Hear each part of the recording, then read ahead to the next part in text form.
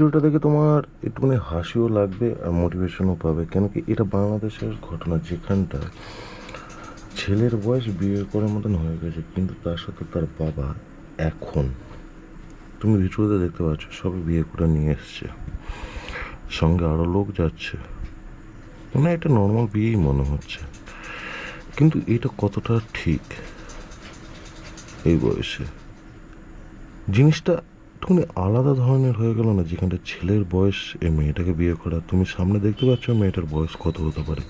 এটা কি দেখে শুনে করি, অ্যারেঞ্জ করে করা, না অন্যভাবে?